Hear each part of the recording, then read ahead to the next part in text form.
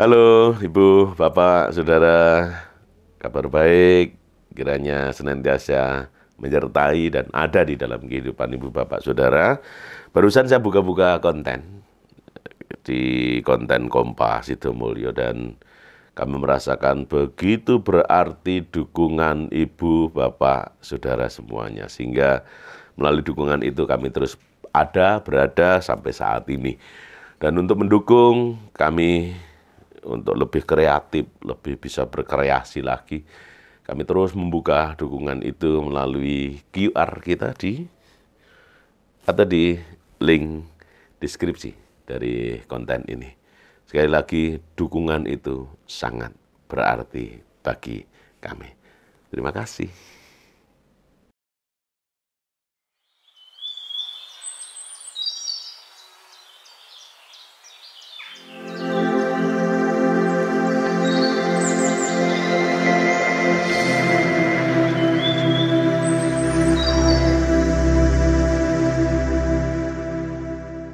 Shalom Ibu, Bapak, Saudara yang dikasihi oleh Tuhan, berjumpa kembali di YouTube Kompas Sidomulyo Bantul.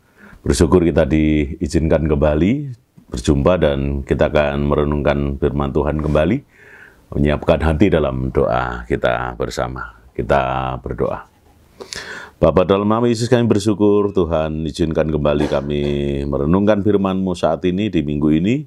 Mari Tuhan Kau berbicara kepada kami siap mendengarkannya, kami siap merenungkan, menemukan kehendak-Mu, mengakarkan dan berlakukan kehendak-Mu dalam kehidupan kami. Berkati hamba-Mu dalam segala keterbatasan, sehingga Tuhan mampukan kami benar-benar memahami, mengakarkan dan berlakukan firman-Mu yang menghidupi kehidupan kami. Dalam nama Yesus, anak berdoa dan mengucap syukur. Amin. Ibu, Bapak, Saudara yang dikasihi oleh Tuhan, Minggu Paskah kelima ini bersama kita akan merenungkan firman Tuhan yang terambil dari satu firman Tuhan dari kitab Injil yang cukup terkenal, cukup kita kenal, dari Injil Yohanes pasal 15 secara khusus ayat 1 sampai ayatnya yang ke-8. Injil Yohanes pasal 15 ayat 1 sampai ayatnya yang ke-8, pokok anggur yang benar. Akulah pokok anggur yang benar dan Bapakulah pengusahanya. Setiap ranting padaku yang tidak berbuah dipotongnya, dan setiap ranting yang berbuah dibersihkannya, supaya ia lebih banyak berbuah. Kamu memang sudah bersih karena firman yang telah kukatakan kepadamu. Tinggallah di dalam aku dan aku di dalam kamu. Sama seperti ranting tidak dapat berbuah dari dirinya sendiri kalau ia tidak tinggal pada pokok anggur, demikian juga kamu tidak berbuah jikalau kamu tidak tinggal di dalam aku. Akulah pokok anggur dan kamulah ranting-rantingnya. Barang siapa tinggal di dalam aku dan aku di dalam dia, ia berbuah banyak, sebab di luar aku kamu tidak dapat berbuat apa-apa. Barang siapa tidak tinggal di dalam aku, ia dibuang keluar seperti ranting dan menjadi kering, kemudian dikumpulkan orang dan dicampakkan ke dalam api lalu dibakar. Jikalau kamu tinggal di dalam aku dan firman-Ku tinggal di dalam kamu, mintalah apa saja yang kau kehendaki, dan kamu akan menerimanya.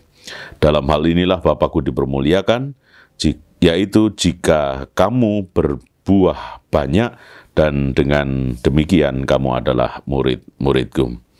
Demikian firman Tuhan yang kita terima bersama-sama dari bacaan Injil Yohanes pasal 15 ayat 1 sampai ayatnya yang ke-8. Dalam bingkai tema menyatu, bukan benalu, bukan parasit. Kita akan merenungkan firman Tuhan yang baru saja kita baca dan hendak kita renungkan bersama. Menyatu, bukan benalu, bukan parasit. Kalau kita belajar bersama dari ensiklopedi atau kamus besar bahasa Indonesia mengartikan benalu itu adalah tumbuhan yang menumpang pada tanaman lain dan mengisap makanan dari tanaman yang ditumpanginya. Benalu itu juga termasuk tumbuhan parasit obligat yang hidup dan tumbuh pada batang atau dahan, pohon, tumbuh-tumbuhan lain. Benalu juga dapat dijumpai dengan mudah pada pohon-pohon besar di daerah tropis. Nah, lebih lagi gini, biji tumbuhan ini pada buahnya itu menghasilkan getah seperti lem berbentuk jeli yang lengket. Sehingga jika biji itu sampai berpindah karena faktor alami, nempel di dahan lain, ya bisa jadi kemudian menumbuhkan benalu baru.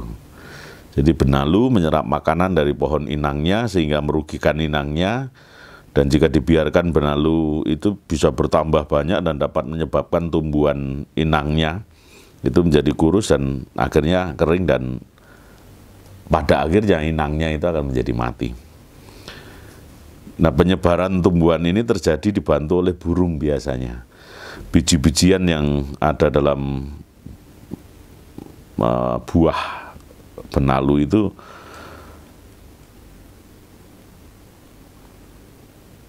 mengekspresikan pada dahan pohon, sehingga kemudian tadi di depan karena bijinya lengket ya nempel di pohon lain atau cabang lain, akhirnya muncul kecambah dan benalu muda, lalu tumbuh lagi benalu yang baru. Itu benalu. Jadi udah numpang, makanannya ngisep dari inangnya lagi yang ditumpangi. Ini benalu. Lalu disebut parasit. Parasit itu semacam organisme yang hidup pada makhluk hidup lain, atau disebut sebagai inang tadi. Jadi organisme yang hidup di makhluk hidup lain atau inang lain dengan menyerap nutrisi tanpa memberi bantuan atau manfaat lain padanya. Jadi yang namanya parasit itu nggak ada yang kemudian menyuburkan inangnya, bermanfaat sama sekali, nggak ada. Yang ada hanya merugikan, itu parasit. Jadi kalau tema minggu ini kita dituntut untuk kemudian menyatu, bukan benalu dan bukan parasit, pertanyaan kemudian muncul, apa korelasinya dengan firman yang baru saja kita dengar. Yohanes 15 cukup terkenal buat kita ketika Yesus memproklamirkan sebagai pokok anggur, dan kita adalah ranting-rantingnya yang diharap untuk kemudian bisa tumbuh dengan baik, menghasilkan buah. Nah, memang kemudian pertanyaannya, ya mungkin kalau nggak ada benalu, nggak ada parasut atau parasit, ya sah-sah saja Pak, bisa-bisa saja, dan mungkin saja. Tapi masalahnya kan kalau ada benalu. Tapi problem itu kemudian dijawab oleh firman yang baru saja kita dengar, bahwa ketika kita tetap menempel pada inang, menempel pada pokok anggur, maka mulai dari nutrisi, pemenuhan nutrisi, kebutuhan-kebutuhan kita sebagai cabang atau ranting-rantingnya, sampai kepada proses tahapan-tahapan pembuahan dan sampai akhirnya menghasilkan buah, itu akan berjalan secara normal. Ini kuncinya sudah kita temukan. Problem itu akan terjawab ketika kita tetap di dalam Dia. Kata Yesus, ketika aku di dalam kamu dan kamu di dalam aku, maka minta apa saja itu bisa kesampaian. Ini sesuatu buat kita bahwa iman kita, kenapa orang-orang Kristen selalu diidentikan dengan orang-orang yang optimistik, orang-orang yang percaya diri. Ya karena firman Tuhannya jelas, pernyataan Tuhan jelas soal keselamatan misalnya. Jadi senyampang kita tetap ada di dalam Kristus. Siapa yang ada dalam Kristus, ia adalah ciptaan baru. Yang lama sudah berlalu dan yang baru sudah datang. Jelas, real. Akulah jalan dan kebenaran dan hidup. Tidak ada seorang pun yang datang kepada Bapa kalau tidak melalui aku, Yesus Kristus. Sehingga siapa saja yang melalui Yesus Kristus akan sampai kepada Bapa. Yang dimaknai sebagai kembalinya manusia ke kodrat ilahinya. Jadi kenapa iman Kristen iman yang pasti? Karena memang apapun problem dan dinamika yang dihadapi, Tuhan memampukan kita untuk, asal kita tetap ada di dalam Dia, Tuhan memampukan kita. Makanya hari ini kita belajar bersama tentang bagaimana kelekatan kita dengan Tuhan, kedekatan kita dengan Tuhan sebagai pokok anggur di dalam kehidupan kita, dan kita adalah ranting-rantingnya yang notabene Tuhan kehendaki kita bertumbuh dengan baik, menghasilkan buah. Kata kuncinya adalah lekatkan diri kita kepada Tuhan. Aku ada di dalam kamu dan kamu ada di dalam aku. Kita ada di dalam Tuhan dan Tuhan ada di dalam kita. Kita ada di dalam Yesus dan Yesus ada di dalam kita. Ini kata kunci yang kemudian kalau kita kaitkan dengan bacaan leksionari lainnya di minggu ini, itulah yang kemudian memampukan Filipus, rasul-rasul Tuhan yang lain, itu menjadi rasul-rasul yang taat, rasul-rasul yang militan. Minggu yang lalu kita belajar tentang bagaimana Yohanes dan Petrus ini menjadi rasul Tuhan yang militan setelah melalui perjumpaan dengan Yesus dan perubahan dalam diri Petrus maupun Yohanes, juga rasul-rasul yang lain. Jadi nggak ada yang nggak mungkin ketika kita bersama dengan Tuhan. Itu kata kuncinya. Sehingga kenapa kita mesti optimis, kenapa hidup ini mesti optimis, kenapa hari depan kita mesti kita yakini pasti, ya karena ada Tuhan di sana. Karena kita ada bersama dengan Tuhan. Jadi dari sini kemudian terjawab sudah problem kehidupan kita, apapun warnanya, apapun bentuknya. Sakit penyakit, problem kehidupan, dinamika kehidupan, masalah pekerjaan, masalah kolegialitas, masalah pelayanan, masalah pekerjaan, masalah hidup ini, masa depan dan sebagainya, studi dan sebagainya. Itu ada dalam kendali dan kedaulatan Tuhan sepenuhnya. Jika kita tetap tinggal di dalam pokok anggur itu, maka kita akan dimampukan untuk kemudian bagaimana merasakan nutrisi-nutrisi yang dari Tuhan untuk kita, sehingga kita dimampukan untuk tetap hidup, menghidupi kehidupan kita, bertumbuh, dan mengalami perkembangan-perkembangan yang sesuai dengan kehendak Tuhan. Ini menurut saya luar biasa sekali firman Tuhan, karena kita merasa bahwa kadang kita mesti banyak belajar dari banyak cerita-cerita atau narasi-narasi Alkitab. Di bagian sebelumnya, Yohanes 4 dan Injil Yohanes pasal 5, kita banyak belajar tentang iman seorang perwira istana Romawi. Kita bahkan belajar dari seorang yang sakit, lumpuh selama 38 tahun, dan selama itu dia berada di pinggir kolam Bethesda. Apa yang menjadi pengharapannya ini sebenarnya pengharapan yang menurut manusia, lu mimpi, lumpuh, sudah nggak ada lagi yang mau mendampingi, tapi masih menunggu bergoyangnya kolam Bethesda, dan siapapun yang paling dulu masuk ke kolam itu, dia akan sembuh. Logika kemanusiaannya nggak ada sama sekali. Penalarannya nggak sama, dan banyak Tuhan berkarya di tengah situasi kehidupan kita ketika nalar tidak lagi mampu menjawab problem kehidupan kita. Yesus datang, Allah datang, dan dalam kedatangannya Ia menyatakan, menjawab iya terhadap apa yang nggak mungkin buat kita. Makanya nggak ada yang nggak mungkin buat Allah. Narasinya di Yohanes pasal 5 itu adalah ketika orang lumpuh ini berada di pinggir kolam Bethesda, Yesus datang, maukah kamu sembuh? Ya mau. Tapi saya mesti menanti goyangan kolam ini. Dan tidak ada orang yang mau menceburkan aku ke dalam kolam ini. Keduluan yang lain, yang lebih baik posisinya daripada saya. Sama-sama sakit, sama-sama berharap. Tapi saya lebih banyak berharap karena saya kondisinya lumpuh. Di dalam kelumpuhannya 38 tahun dia setia. Nggak dijelaskan dia pengikut Kristus atau tidak. Tapi kita boleh belajar dari kesetiaannya. Jadi nggak ada yang nggak mungkin buat Allah.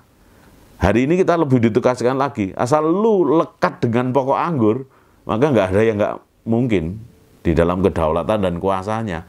Masa depanmu, problem studimu, problem masa depanmu, problem keluargamu, problem pekerjaanmu, apapun warna dan dinamika kehidupanmu, terjawab di dalam kedaulatan dan kuasanya ketika kita tetap ada di dalam pokok anggur ini. Itulah yang kemudian mengubah dan mampukan Filipus yang lain untuk kemudian mampu melakukan kehendak Tuhan dengan taat dan mampu menyelesaikan setiap pekerjaan dan panggilan-panggilan Tuhan. Demikian juga dengan kita. Karenanya Ibu Bapak, mari kita mengimani bahwa ketika kita terus membangun kelekatan dengan Tuhan, maka itu berarti kita tetap tinggal di dalam pokok anggur. Ketika kita tetap tinggal di dalam pokok anggur, maka apapun yang kita minta, apapun yang menjadi pengharapan kita, apapun yang menjadi asa kita, dijawab oleh Allah dalam kedaulatan dan kuasa-Nya menurut waktu dan kedaulatannya atas kita. Kita tinggal menunggu. Oleh karena itu, monggo Ibu Bapak, saudara yang dikasihi oleh Tuhan, dimanapun saudara berada, kita bersama menghayati dan merefleksikan firman Tuhan. Oh iya ya, Tuhan begitu luar biasa. Kata kuncinya, lekatkan diri kita kepada-Nya. Tetaplah tinggal pada pokok anggur kita. Tuhan memberkati dan mampukan kita untuk tetap menyatu, bukan benalu dan bukan juga parasit, tapi yang tetap lekat dengan Tuhan, menjadi ranting-ranting yang terus berkembang dan menghasilkan buah bagi hormat dan kemuliaan namanya. Haleluya. Amin. Kita terima bersama dalam doa. Bapa, kami bersyukur, Tuhan izinkan kami belajar akan kehendak-Mu, mengerti kehendak-Mu, agar kami terus menyatu dengan-Mu, bukan menjadi benalu atau parasit, tapi menjadi bagian dari pertumbuhan, kehendak, rencana indah Tuhan atas kami. Kami boleh bertumbuh, kami boleh berkembang, kami boleh menghasilkan buah yang boleh kami persembahkan sebagai dupa yang harum di hadapan-Mu. Mampukan kami ya Allah, mampukan kami untuk terus membangun kelekatan kami kepada-Mu, sehingga kami akan tetap tinggal pada pokok anggur yang benar. Bapa, dalam nama Yesus, selanjutnya kami menyerahkan kehidupan kami, ketika kami ada dan berada dalam setiap kehidupan dan dinamika yang terjadi. Seringkali kami menghadapi berbagai macam dinamika, dan warna dinamika itu cukup menarik bagi kami untuk kami terus refleksikan hidup kami dalam penyandaran diri kami sepenuhnya ke dalam kedaulatan kuasa-Mu. Lawat kami yang sakit ya Allah. Secara khusus kami menyerahkan Ibu Wijiati Jumakir yang saat ini dirawat di Rumah Sakit Akademik UGM Yogyakarta. Dalam proses pemulihan, kami menyerahkan pemulihan orang tua kami ini dalam kedaulatan kuasa-Mu. Lawat, sembuhkan dalam nama Yesus melalui obat-obatan, para medis, peralatan rumah sakit, dokter dan juru rawat yang menjadi jalan berkat Tuhan untuk memulihkan orang tua kami ini. Sehingga dalam nama Yesus kesembuhan Kau nyatakan. Demikian juga dengan jemaat yang lain. Kami juga mengingat orang tua kami, Ibu Prantio, yang saat ini berada di ruang ICU, Rumah Sakit Elizabeth Kanjuran. Kami serahkan dalam kedaulatan kuasa-Mu, mari Tuhan. Engkau yang berkehendak, Engkau yang punya kedaulatan atas orang tua kami, sembuhkan dalam nama Yesus. Kuasa-Mu Kau nyatakan, rencana-Mu Kau nyatakan. Kami terus mau mengikuti apa yang Kau kehendaki atas setiap anak-anak-Mu, termasuk bagi kedua orang tua kami, baik Ibu Wijiati Jumakir maupun bagi orang tua kami Mbah Prantio. Kami menyerahkan juga jemaat yang lain yang tidak dapat kami sebutkan dalam penyertaan dan berkat-Mu. Tuhan memberkati. Berkati juga secara khusus pemulihan bagi Mbah Surat yang juga kurang enak badan dan sedang sakit. Tuhan memberkati dan Tuhan melawat. Dalam nama Yesus ada kesembuhan yang Kau nyatakan bagi orang tua kami tersebut. Kami menyerahkan anak-anak kami dalam studinya, masa depannya, pekerjaannya. Kami percaya bahwa Tuhan sudah sedang dan terus akan menyatakan rencana-rencana indah-Mu atas anak-anak kami. Dalam berkat dan kuasa-Mu kami berserah, percaya bahwa di dalam kedaulatan kuasa-Mu Engkau terus menyatakan rencana-rencana indah-Mu.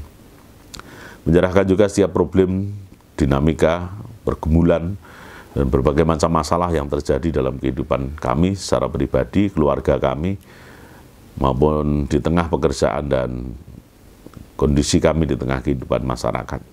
Problem dan dinamika tersebut tak mampu kami sikapi sendirian tanpa campur tangan-Mu, karenanya nyatakan kuasa-Mu atas kami, merdekakan kami dari setiap perkara-perkara kehidupan dalam nama Yesus, sehingga di dalam Yesus kemerdekaan dari Tuhan Engkau nyatakan untuk menerangi jalan bagi kami dan membebaskan kami dari setiap perkara-perkara kehidupan. Kami juga menyerahkan setiap gereja-gereja Tuhan dimanapun Tuhan berada, Tuhan tempatkan. Demikian juga secara khusus bagi gereja Kristen Jawa Sidomulyo. Mari Tuhan, Engkau memanggil gereja ini, kecil tetapi Tuhan terus memelihara, Tuhan terus menumbuh kembangkan. Percaya bahwa Tuhan sekali-kali tidak akan pernah meninggalkan dan membiarkan gerejamu ini, karena Engkau adalah Raja Gereja yang memimpin, memberkati setiap langkah gerejamu untuk terus berjalan dengan setia di jalanmu. Ada banyak aral, ada banyak perkara-perkara dalam kehidupan, tapi ketika kami terus membangun kelekatan denganmu sebagai pokok anggur di dalam kehidupan kami, percaya bahwa rencanamu telah, sedang, dan terus Engkau nyatakan. Kami juga menyerahkan kehidupan bangsa dan negara kami, kehidupan dunia ini dalam kedaulatan kuasa-Mu. Tuhan memberkati, Tuhan nyatakan kehendak dan rencana-Mu atas bangsa dan negara kami, atas dunia ini. Dalam berkat-berkat-Mu kami berserah dan percaya bahwa Engkau telah, sedang, dan terus juga menyatakan kehidupan dan rencana indah-Mu atas bangsa dan negara kami, juga atas dunia ini. Ke dalam kedaulatan kuasa-Mu kami menyerahkan setiap permohonan kami, yang kami akhiri dalam doa Bapa kami yang Tuhan ajarkan kepada kami. Bapa kami yang di surga, dikuduskanlah namamu, datanglah kerajaan-Mu, jadilah kehendak-Mu di bumi seperti di surga. Berikanlah kami pada hari makanan kami yang secukupnya, dan ampunilah kami akan kesalahan kami, seperti kami juga mengampuni orang yang bersalah kepada kami. Dan janganlah membawa kami ke dalam pencobaan, tetapi lepaskanlah kami daripada yang jahat. Karena Engkau-lah yang punya kerajaan, dan kuasa, dan kemuliaan sampai selama-lamanya. Haleluya. Amin.